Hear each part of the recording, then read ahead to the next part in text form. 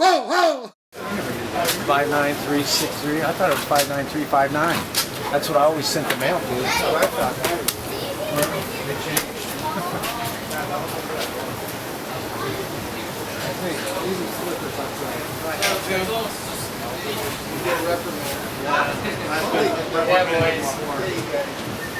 Yep, day one, done. I got my shoes.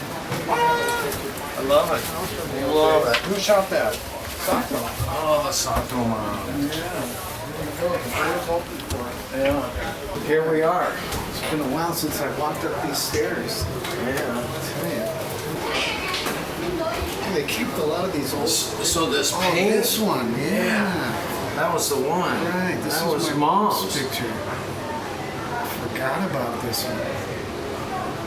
I always looked at that when I'd hang out.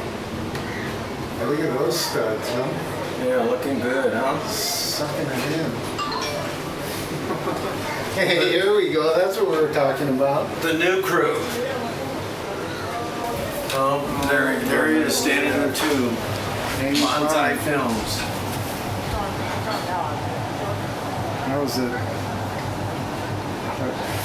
Warren Kuda. Tubes. What's the name of it? Alright. Look at the stained glass windows still there. We're all Christian broke it. Yeah.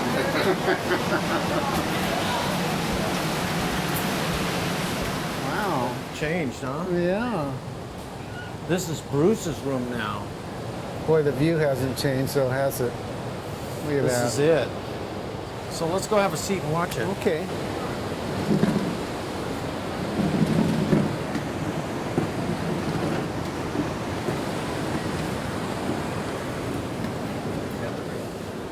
Boy, look at that, huh? Herbie, it's the pipeline. It's a west swell, 8 to 10 feet. About as good as it gets, isn't it? Unbelievable. The pipeline, it never goes away, huh? It just comes back every year. You remember how we met? It's been so many years. Well, I've known you forever, it seems like. I don't even know. Pretty much our whole surfing career. Had to be around the surf somewhere. Well, I mean, it's probably getting close to 50 years. You know, 40, definitely over 40 years. Yeah, about 45 or something. 40. But it was out here. I know it was out here. It took me a while to get to Hawaii, man. But, you know, I did everything I could to get here. Hometown, I left it when I was 16, and never this was it, back. The pipeline. Yeah, never looked back. Yeah. Didn't want to know about it. I remember McGillivray's movie Free and Easy. You know, they had pictures of you surfing Sunset. Well, I was 17 then. That was like 66. That was a fun year, man. Yeah, that was a great year. I had to find people to go surfing with. I couldn't find anybody except Tiger. You know, he was the only one at Sunset to go surfing with. Oh man, look at this peak. I remember when we were first coming out here and living out here in the late 60s, early 70s, everybody surfed at Sunset. They didn't never surfed here. Nobody came down here. Yeah, it's just empty. It's amazing, huh? Yeah. It's just, now it's just like the playground with everybody out. Yeah. It's still as beautiful as ever. Look at this guy. Oh, man. In the tube. This was like unbelievable stretch of beach. But when all these rocks are showing, this is when the pipeline's the best. Yeah. Yeah. It gets a good angle and the reef's exposed, so you can really get it on. But look at the swell direction. I mean, it's just got that west tilt. This is what you live for here at the pipeline, you know, a day like today. Remember when you first surfed out here back in the days? What did you have? A Phil Edwards model? Yeah, Phil Edwards with a reverse pine fin and grabbing the rail and side slipping the tube and still doing it 45 years later. But loving it. You know, when the boards started getting shorter, when was that? 68 or so? Yeah, 68. Was when we really started to have some serious success here as far as, you know. That was 67, 68. That was pretty fantastic. You know, I thought the 70s was, looking back on the whole history of surfing, I thought those years we had through the 70s were really the best because the guys before us, you know, there was less surfers, but they had big long boards that really didn't work that well. And we had the first real short boards, you know, which, I mean, compared to today's surfboards were pretty crude, but still they were pretty decent, especially at a wave here like the Pipe. You know, they allowed us a lot more leeway than the longboards did. And, you know, there was more surfers in the 70s, but certainly nothing, not the numbers like today. Damn, look at that wave. Oh, non-stop.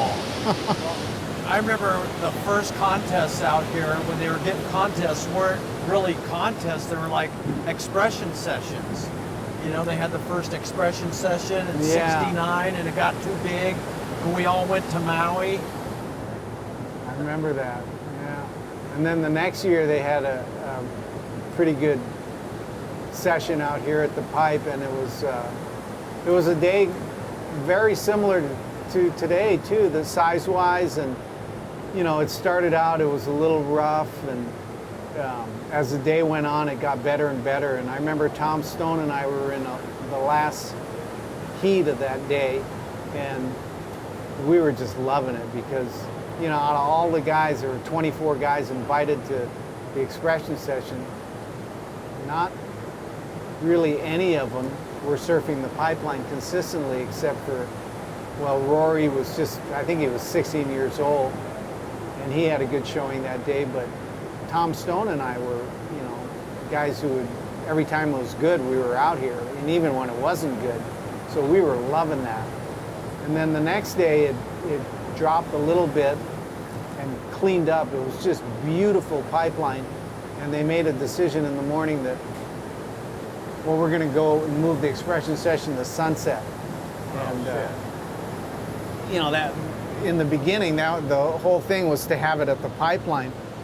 And I heard that decision, I went, because the waves were so good, I went, you know what? Forget it. You guys go have your thing at sunset. I'm going to surf here. And that was the day that McGillivray, it was the first day he had a high-speed camera. I remember that thing. And he took that. Jim Freeman was Jim Freeman and Greg McGillivray. Wow. They had that 200 frames a second camera, and they shot the footage that was the, you know, final sequence in their 5 Summer Stories movie. So I really enjoyed that day here at the Pipeline. That was much a good more. Movie. I love Greg and Jim.